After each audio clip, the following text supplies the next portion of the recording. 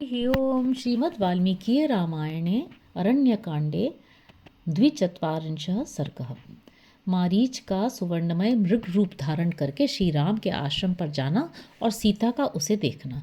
एवमुक्त्वा तु परुषं मारीचो रावणं ततः गच्छावेत्यब्रवीत् दीनो भयात् रात्रिं चर प्रभोः। रावण से इस प्रकार कठोर बातें कहकर उस निशाचर राज के भय से दुखी होकर मारीच ने कहा, चलो चलें। दृष्टश्चाहं पुनस्तेन शरचापसिधारिणा मध्वद्योच्यत्य शस्त्रेण निहतं जीवितं च मे। मेरे वध के लिए जिनका हथियार सदा उठा ही रहता है, उन धनुष बाण और तलवार धारण करने वाले श्री रामचंद्र जी ने यदि मुझे फिर देख लिया तो मेरे जीवन का अंत निश्चित है। नहि रामं पराक्रम्य जीवन प्रतिनिवर्तते वर्तते प्रतिरूपोऽसौ यमदंड हतस्य ते। श्री रामचंद्र जी के साथ पराक्रम दिखाकर कोई जीवित नहीं लौटता है। तुम यमदंड से मारे गए हो, इसलिए उनसे भिड़ने की बात सोचते हो। वे रामचंद्र जी तुम्हारे लिए यमदंड के ही समान हैं। किंतु किन्नु कर्तुं मया शक्यमेवं त्वयि दुरात्मनि एष गच्छाम्यहं तात स्वस्ति तेस्तु निशाचर। परंतु जब तुम इस प्रकार दुष्टता पर उतारू हो गए तब मैं क्या कर सकता हूँ। लो ये मैं चलता हूँ। तात निशाचर तुम्हारा कल्याण हो। प्रहृष्टस्त्वभवत्तेन वचनेन स राक्षसः परिष्वज्य सुसंश्लिष्टमिदं वचनमब्रवीत्। मारीच के उस वचन से राक्षस रावण को बड़ी प्रसन्नता हुई। उसने उसे कसकर हृदय से लगा लिया और इस प्रकार कहा, एवच्छौटीर्ययुक्तं ते मच्छन्दवशवर्तिनः इदानीमसि मारीच पूर्वमन्यो हि राक्षसः। यह तुमने वीरता की बात कही है, क्योंकि अब तुम मेरी इच्छा के यशवर्ती हो गए हो। इस समय तुम वास्तव में मारीच हो। पहले तुम में किसी दूसरे राक्षस का आवेश हो गया था। आरुह्यातामयं शीघ्रं खगो रत्नविभूषितः मया सह रथो युक्तः पिशाचवदनैः खरैः। यह रत्नों से विभूषित मेरा आकाशगामी रथ तैयार है। इसमें पिशाचों के से मुख वाले गधे जुते हुए हैं। इस पर मेरे साथ जल्दी से बैठ जाओ। प्रलोभयित्वा वैदेहीं यथेष्टं गन्तुमर्हसि तां शून्ये प्रसभं सीता मानयिष्यामि मैथिलीं। तुम्हारा जिनमें एक ही काम है, विदेह कुमारी सीता के मन में अपने लिए लोभ उत्पन्न कर दो। उसे लुभाकर तुम जहाँ चाहो ले जा सकते हो। आश्रम सूना हो जाने पर उसे लुभाकर तुम जहाँ चाहो जा सकते हो। आश्रम सूना हो जाने पर मैं मिथिलेश कुमारी सीता को जबरदस्ती उठा लाऊंगा। ततस्तथेत युद्धार्चनम रावणं ताटकासुतः ततो रावणमारीचो विमानमिव तं रथम् आरुह्याययतु शीघ्रं तस्मादाश्रममण्डलात्। तब ताटका कुमार मारीच ने रावण से कहा, तथास्तु ऐसा ही हो। तदनंतर रावण और मारीच दोनों उस विमानाकार रथ पर बैठकर शीघ्र ही उस आश्रम मंडल से चल दिए। तथैव तत्र पश्यन्तौ पत्तनानि वनानि च गिरिश्च सरितः सर्वां राष्ट्राणि नगराणि च समेत्य दण्डकारण्यं राघवस्याश्रमं ततः ददर्श सह मारीचो रावणो राक्षसाधिपः। मार्ग में पहले की ही भांति अनेकानेक पत्तनों, वनों, पर्वतों, समस्त नदियों, राष्ट्रों तथा नगरों को देखते हुए दोनों ने दंडकारण्य में प्रवेश किया और वहां मारीच सहित राक्षस राज रावण ने श्री रामचंद्र जी का आश्रम देखा। अवतीर्य रथात् तस्मात् ततः कांचन भूषणात् हस्ते गृहीत्वा मारीच रावणो वाक्यमब्रवीत्। तब उस सुवर्ण भूषित रथ से उतरकर रावण ने मारीच का हाथ अपने हाथ में ले लिया और कहा, एतद् रामाश्रम पदं दृश्यते कदलीवृत्तं क्रियतां तत्सखे शीघ्रं यदर्थं वयमागताः। सखे, यह केलों से घिरा हुआ राम का आश्रम दिखाई दे रहा है। अब शीघ्र ही वह कार्य करो जिसके लिए हम लोग यहाँ आए हैं।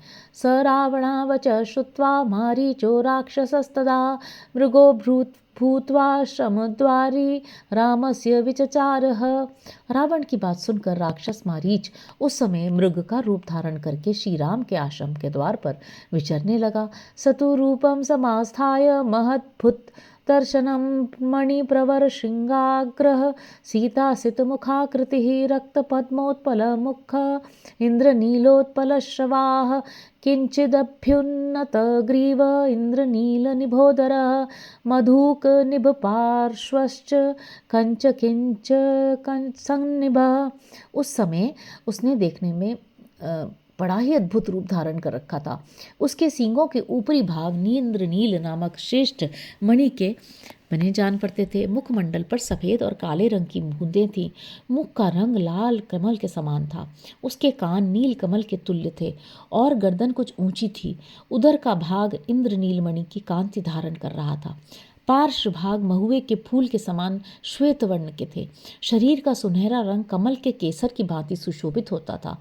वैदूर्य संकाश खुरस्तनुजंगः सुसंहत इंद्रायुध सवर्णेन पुच्छेनोर्ध्व विराजितः। उसके खुर वैदूर्य मणि के समान, पिंडलियां पतली और पूंछ ऊपर से इंद्रधनुष के रंग की थी, जिससे उसका संगठित शरीर विशेष शोभा पा रहा था। मनोहर स्निग्ध वर्णो रत्नैर्नानाद्विधैर्वृतः क्षणेन राक्षसो जातो मृग परम शोभनः। उसकी देह की कांति बड़ी ही मनोहर और चिकनी थी। वो नाना प्रकार की रत्नमयी बुंदकियों से विभूषित दिखाई देता था। राक्षस मारीच क्षण भर में ही परम शोभाशाली मृग बन गया। वनम प्रज्वलयन् रम्यं रामाश्रम पदम तच्च तत् मनोहरं दर्शनीयं रूपं कृत्वा स राक्षसः प्रलोभनार्थ वैदेह्या नाना धातु विचित्रतं विचरन् गच्छते सम्यक शाद्वलानि समन्ततः। सीता को लुभाने के लिए विविध धातुओं से चित्रित मनोहर एवं दर्शनीय रूप बनाकर वह निशाचर उस रमणीय वन तथा श्री राम के उस आश्रम को प्रकाशित करता हुआ सब ओर उत्तम घासों को चरने और विचरने लगा। रौप्यैर्विन्दुशतैश्चित्रं भूत्वा च प्रियदर्शनः विटपीनां किसलयान् भक्षयन् विचचारः। सैकड़ों रजत में बिंदुओं से युक्त विचित्र रूप धारण करके वह मृग बड़ा प्यारा दिखाई देता था। वह वृक्षों के कोमल पल्लवों को खाता हुआ इधर उधर विचरने लगा। कदली गृहकं गत्वा कर्णिकारनितस्ततः समाश्रयन् मंदगतिं सीता संदर्शनं ततः। केले के बगीचे में जाकर वह कनेरों के कुंज में जा पहुंचा। फिर जहां सीता की दृष्टि पड़ सके ऐसे स्थान में जाकर मंदगति का आश्रय ले इधर उधर घूमने लगा। राजीव चित्र पृष्ठ स वीरराज महामृग रामाश्रम पदाभ्यासे विचचार यथा सुखम। उसका पृष्ठ भाग कमल के केसर की भांति सुनहरे रंग का होने के कारण विचित्र दिखाई देता था। उससे उस महान वृक्ष की बड़ी शोभा हो रही थी। रामचंद्र जी के आश्रम के निकट ही वह अपनी मौज से घूम रहा था।